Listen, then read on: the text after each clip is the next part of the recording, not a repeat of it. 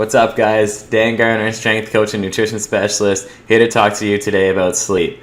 So when it comes to building muscle or burning fat or performing at your best mentally, there's really three things you got to concern yourself with: training, nutrition, and your sleep quality. Those three things really take care of all the other little things that a lot of people argue about. If you can nail those three things, you're good to go.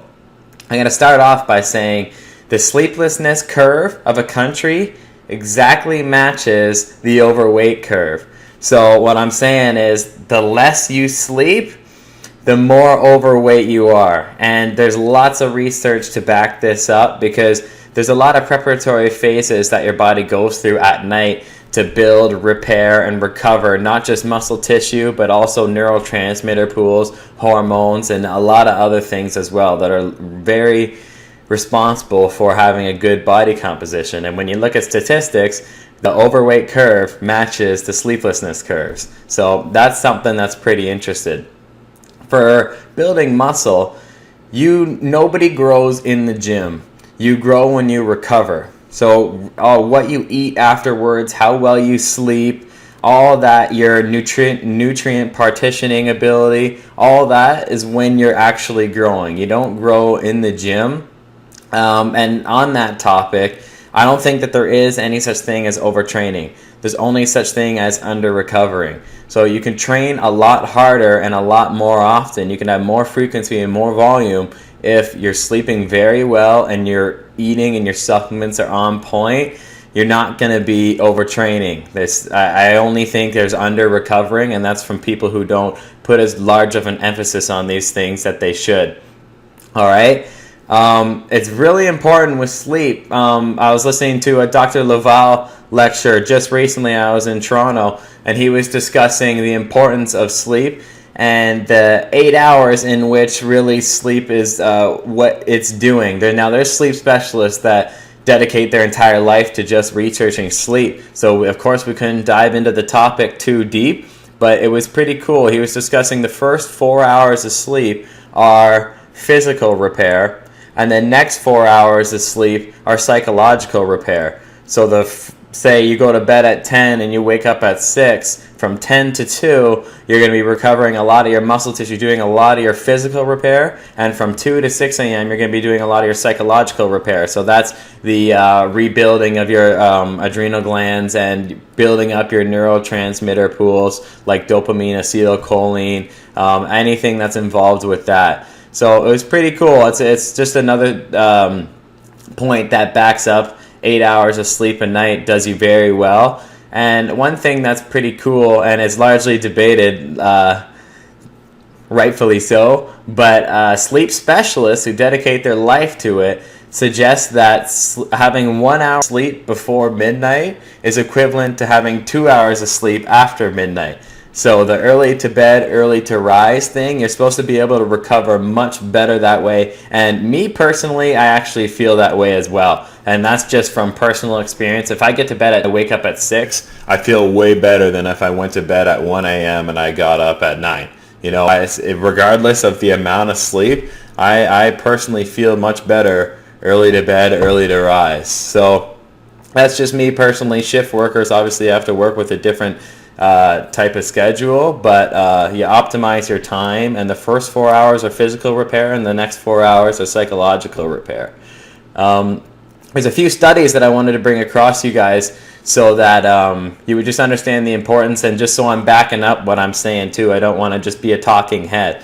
So the studies that I wanted to bring up and talk about today, I've got them right down here because I want to get them all right, because I don't want to give you guys anything wrong information. I want everybody following me to be educated.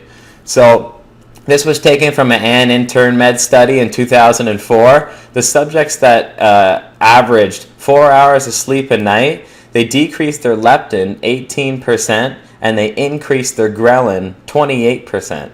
So they decreased the hormone that really makes them feel full, and they increase the hormone that makes them feel very hungry. So a lot of appetite control gets out of whack when you're sleeping 4 hours when you're only sleeping 4 hours a night.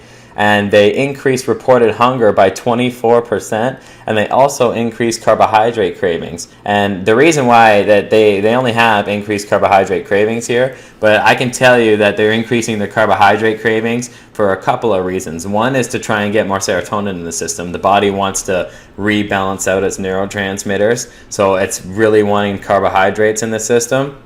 And number two is not having a lot of sleep at night has also been shown to impair your glucose regulation, so your body's ability to break down carbohydrates and sugars and put them into the right spot. Not having enough sleep at night actually decreases your insulin sensitivity, so it makes it harder for your body to put those carbohydrates into your muscle cell. So that's really why those subjects reported increased carbohydrate cravings.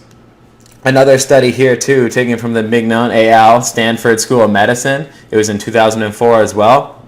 There was a greater than 1,000 volunteers. Those that averaged 5 hours of sleep a night or less had decreased leptin, again, 15.5%, increased ghrelin, again, 14.9%. So we're really messing with our appetite. People do not eat well if they don't sleep. And if this is a common pattern for you, if you don't sleep well, you're just going to have that much more cravings. You're going to feel that much less satisfied, and you're going to be that much more hungry. And this was the most interesting part of this study. This is still the 2004 Mignon et al. Stanford School of Medicine study. They increased their BMI 3.6%. And that's pretty big, but the results here, what's really interesting is the results were regardless of the subject's diet and exercise habits. So no matter what your lifestyle habits were, if you weren't sleeping more than 5 hours a night, these people on average decreased their BMI, so their body mass index, 3.6%. So it shows you how much sleep has to do with body composition.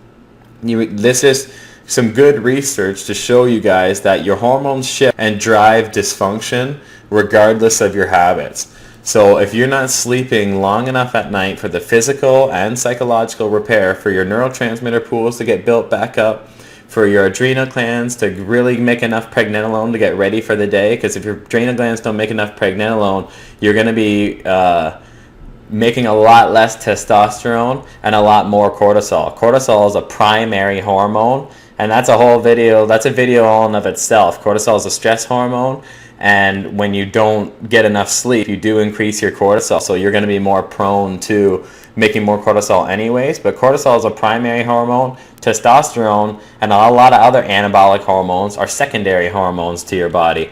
So your body's going to focus on making cortisol as a stress hormone as opposed to testosterone. So you're going to indirectly lower testosterone as well.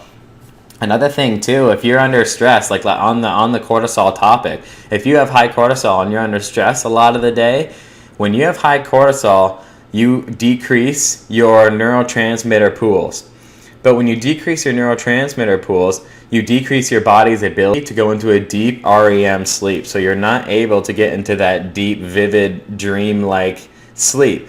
And when you decrease your ability to go into that deep sleep, you also you also increase your thyroid hormone binding globulin.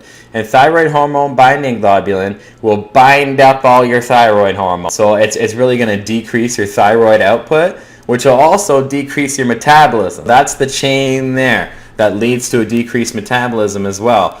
And it's also going to decrease your insulin sensitivity because you need thyroid hormones for your insulin receptors to fire. So your insulin receptors are closed, and you need thyroid hormone for your insulin receptor to open up and take in those nutrients. So that train there, I'll go over it again.